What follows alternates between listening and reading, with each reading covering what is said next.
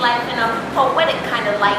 But since I've killed poetry, poetry's no longer alive. And since it's been dead, he's been gone. He's been my poetry all along. Poetic lyrics to my song, heartbeats in between my soul's yawn. He's been the words, the rhymes, the lines, my addiction. When I became so high off him, I'd write so loud the walls would listen. And when I looked up, they glistened with my words that usually rhyme with hurt. Cause he had me hurting all the time. Instead of cutting a line, I'd write a line. Then I'd write a line, expressing my feelings, writing my dreams, rereading my fantasies that would never come alive. Because he was just a tease, a different kind of fiend that got high off my hurting words. He was rolling off my ink and poetry.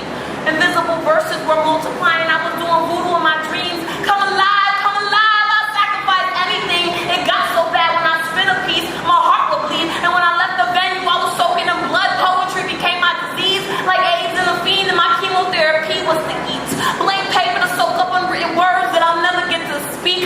I murdered poetry, but may he rest in peace. He was something I wanted, but nothing I need. As I worship my black pen and my loose leaf, I called myself the dead writer. As my soul would black out and my thoughts became tighter, telling me to commit suicide, jump in the fire, let the ink melt, let the poems turn to ashes, dust to dust, drowned out the poems to let him go so I could free my soul,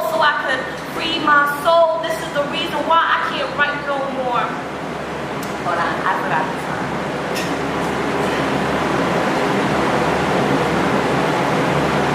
Right now, I'm using love as an alibi, blaming past conditions for my failed missions. I'm not complaining, I'm just saying, and this is the only way I'll speak in rhymes with lines stored in my memory chip.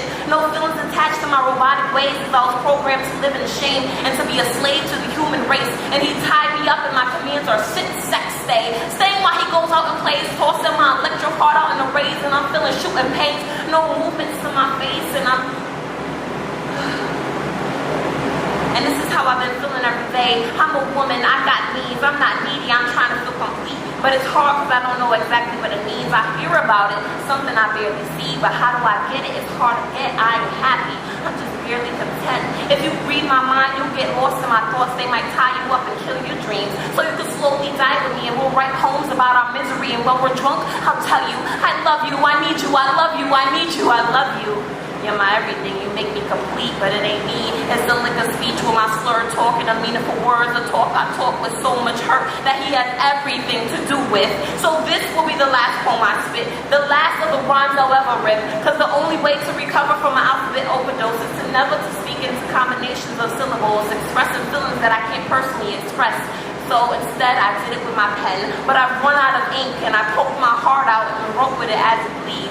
Needless to say, it's been said, goodbye, poetry love, you're officially dead. Wow. Yes, yes, yes.